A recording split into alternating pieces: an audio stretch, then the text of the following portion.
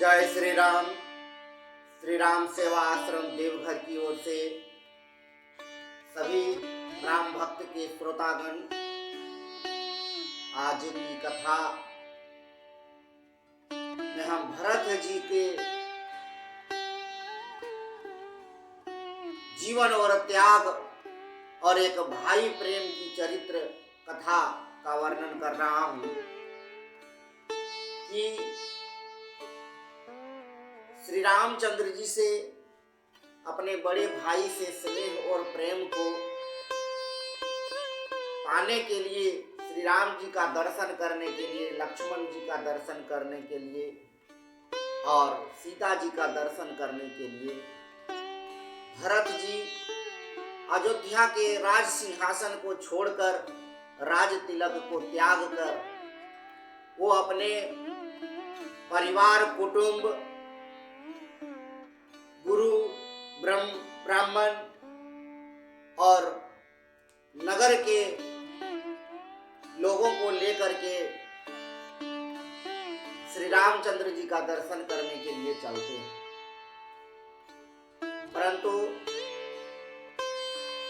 जब श्री रामचंद्र जी सन्यासी का वेश धारण करके, एक महंत का, सन्यासी का रूप धारण करके, भेष धारण करके जब वह अपने मार्ग से चित्रकूट घाट पर पहुंचे और उनको अपने मित्र, जिन्होंने भरत जी को गंगा नदी पार किए थे, उनके मित्र उनको जब भरत जी ने सुना कि ये हमारे बड़े भैया रामचंद्र जी के सेवक मित्र, तो उन्होंने जब सिर्फ नाम सुना कि हमारे बड़े भाई को इन्होंने गंगा नदी से पार किए थे केवट, तब दोहा में वर्णन है, भरत जी कहते हैं, राम सखा सुनि संदनु त्यागा, चले उतरी जगमत अनुरागा, गाँव जाति गुहनाऊ सुनाई, इन्ह जोहार माथ महिलाई। यह श्री राम का मित्र है। यह सुन करके भरत जी जो रथ से जा रहे थे, वो रथ से बहुत ही व्याकुल भावना से रथ से उतरे और निषाद राज गुह को हृदय से लगा करके और बहुत ही प्रेम और स्नेह से उन्हें हृदय से लगाया और बहुत ही करुणामयी भाव से उनको जोहार किए, प्रणाम किए और स्नेह पूर्वक से अपना बात को रखे। भेटत भरतु ताहि अति प्रीति, लोग सिहाहि प्रेम के रीति, धन्य धन्य धूलि मंगल मूला, सुर सराहिते ही बरिसहि फूला। श्री रामचरितमानस में तुलसीदास जी ने भरत जी के चरित्र को इस प्रकार से समाज के सामने एक ग्रंथ के माध्यम से रखा कि कहाँ श्री रामचंद्र जी भगवान के अवतार और भरत जी अयोध्या के राजा शिरोमणि, जो पूरे ब्रह्मांड में उनका शक्ति की पूजा होती है, चर्चा होती है, उन्होंने अपने प्रेम से, हृदय से एक अछूत जो आजकल कहते हैं कि छूत अछूत जाति बिरादरी, जिसकी छाया पड़ने से स्नान करते थे, और आज श्री रामचंद्र जी के सेवक भरत जी ने वह छुआछूत के रीति रिवाज को भूलकर निषाद राजगुह को हृदय से लगाया और प्रेम पूर्वक अपनी भावना को प्रकट करते हुए कहा कि हे निषाद राज, क्या तुमने हमारे बड़े भाई को देखा? वो किस रास्ते में हैं और किस तरफ गए हैं, हमको बताएं, मैं उनका दर्शन करना चाहता हूं। और आज के समय में ऊंच नीच जाति धर्म में लोगों को बांटकर न जाने कितने कितने तरह तरह के बुराइयां कर रहे हैं, लोगों को पीछे कर रहे हैं, परंतु ये भूल रहे हैं कि जिस भगवान को हम लोग पूजा करते हैं, जिस भगवान को लेकर के चलते हैं, जिस भगवान ने हम लोगों को समाज की रास्ते को दिखाया, धर्म के रास्ते को बतलाया, और उसी को मानने वाले हम लोग हैं, परंतु श्री राम खुद और उनके भाई भरत ने छूत और अछूत को यहाँ पर दूर किया। तो इस जगत में जितने भी आडंबर हैं, हम लोगों को इस आडंबर को भूलना है और नए समाज और नए रीति रिवाज का निर्माण करना है। आगे श्लोक में वर्णन है, राम राम कहिजे जमुहाहि, तिनहि न पाप पुंज समुहाहि। यह तो राम लाई उरलिन्हा, कुल समेत जगु पावन किन्हा। जब एक आलसी मनुष्य जब अपनी निद्रा से उठते हैं और अपना जम्हाई लेकर के हे राम हे प्रभु का उच्चारण करने से श्री रामचंद्र जी का नाम लेते हैं, और यह नीच जाति के लोगों से हृदय लगा करके गले लगाने वाले प्रभु श्री रामचंद्र जी और भरत ने यह स्पष्ट रूप से एक नए समाज और समानता का परिचय दिया है, और इस परिचय को हम लोग भूलते जा रहे हैं, जिसका परिणाम आने वाले समय में बहुत ही बुरा होने वाला है और अभी भी हो रहा है। हम समाज से और जितने भी धर्मानुरागी हैं उनसे मैं आग्रह करता हूं कि इस मनुष्य को जिसने भी सृष्टि किया है, जब उसने हम लोगों को अंतर नहीं किया, हम लोगों को छूट छाप नहीं किया, तो हम लोग किस आधार पर लोगों से दूर होते हैं और उनको छोड़ देते हैं। हमें समाज के बहुत पिछड़े से पिछड़े लोगों को भी साथ में लेकर चलना है और धर्म के मार्ग को स्थापना करना है।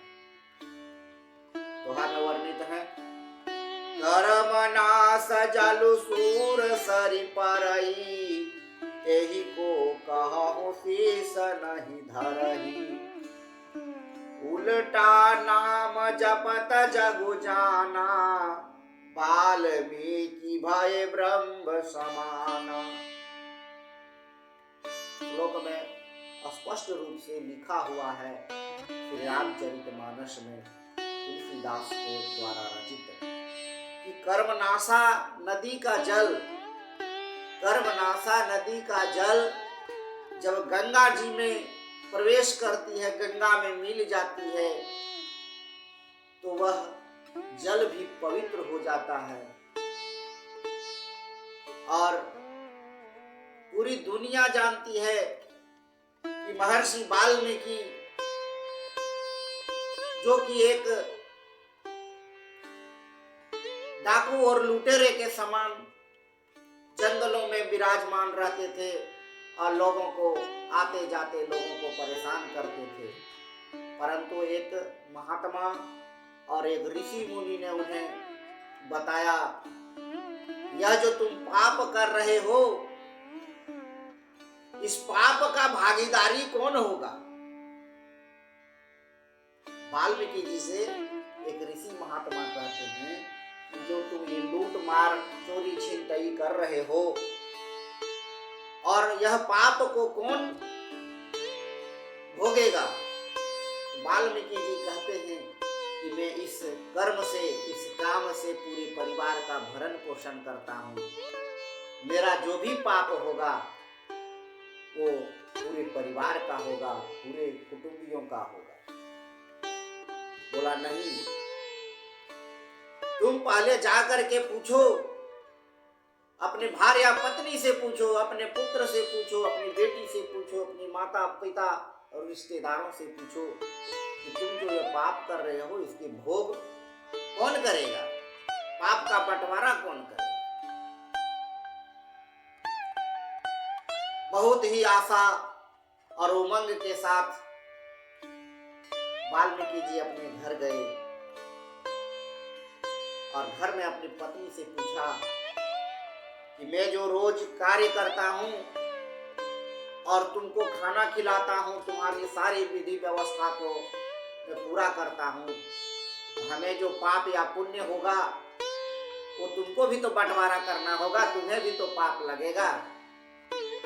बोला नहीं स्वामी, आप हमारे पति हैं, आपने मुझे विवाह करके लाया है और मेरा रख रखाव, मेरा खाने पीने रहने का सारा इंतजाम आपको करना है, इसमें आपकी पाप का भागीदारी हम नहीं हैं। उन्हें बड़ा आश्चर्य हुआ। फिर उसने अपने पुत्र और पुत्री से पूछा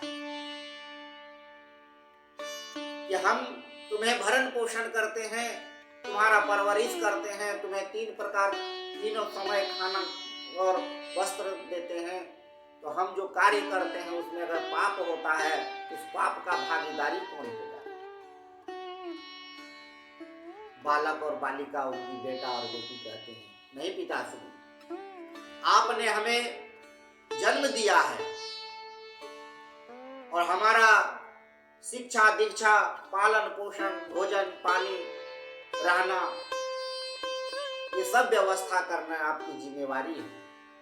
अगर आप पाप करते हैं तो उसकी भागीदारी सिर्फ आपको है। उन्हें बड़ा ही आश्चर्य हुआ। तो फिर वह अपने माता पिता से कहा कि हे माताश्री और हे पिताश्री, मैं जो तुम्हें भोजन कराता हूँ, वस्त्र देता हूँ, तुम्हारी सेवा करता हूँ, तुम्हारा देखभाल करता हूँ, और हम जो कर्म करते हैं उस कर्म में अगर कोई पाप हो जाए तो उसकी भागीदारी आपको भी होना होगा। बोला नहीं बेटा, मैंने अपना काम किया कि तुम्हें पाल पोस करके बड़ा किया, अब तुम्हारा कर्म है कि माता पिता को देखभाल करना, खाना पीना देना, उनकी सारी व्यवस्था और सेवा करना। अगर इसमें तुम पाप कर रहे हो तो पाप की भागीदारी तुम्हें होगी। तो वाल्मीकि जी बड़े निराश होकर के वह जंगल में उस ऋषि मुनि के पास पहुंचे। बोला हे प्रभु, हे महात्मा, आपने हमारी आंखें खोल दी कि मेरे किए हुए कर्म का भोजन पानी खाना पीना सभी करते हैं, लेकिन इसका फल की जो प्राप्ति होगी, पाप की जो प्राप्ति होगी, वो तो मुझे ही भोगना पड़ेगा। इसका उपाय प्रभु बताएं कि मैं कैसे इसका छुटकारा पा पाऊं। तो बोले कि तुम राम नाम का जाप करो, इसी में तुम्हारा कल्याण होगा। वाल्मीकि जी इतने पाप कर चुके थे कि उनके मुख में राम का नाम का उच्चारण नहीं हो पा रहा। तो उस महात्मा ने कहा, एक मरे हुए पेड़ की तरफ इशारा करते हुए कहा कि बताओ ये पेड़ क्या हुआ है। तो बोला कि ये मर गया है। तो तुम मरा मरा मरा मरा का उच्चारण करो। तो मरा मरा मरा मरा करते करते राम नाम का उच्चारण होता है। यही बात का स्मरण करते हुए वाल्मीकि जी मरा मरा मतलब उल्टा राम का नाम लेकर के वाल्मीकि जी धन्य हो गए और मरा मरा जपते जपते वाल्मीकि जी ब्रह्म के समान हो गए। कहने का तात्पर्य है कि इस जगत में छोटा बड़ा ऊंच नीच कोई नहीं है, सभी एक समान है। तो रामचरितमानस में स्पष्ट रूप से समाज को, राम के भक्तजनों को दिखाया गया है कि सभी को एक समान प्रेम और स्नेह करें, जिससे सभी का कल्याण होगा और आपका भी कल्याण होगा। आज के इस कथा में बस इतना ही। जय श्री राम। जो भक्त हमारे चैनल को सब्सक्राइब नहीं किए हैं वो कृपया हमारे चैनल को सब्सक्राइब करें, लाइक करें, कमेंट्स करें। जय श्री राम, जय श्री राम।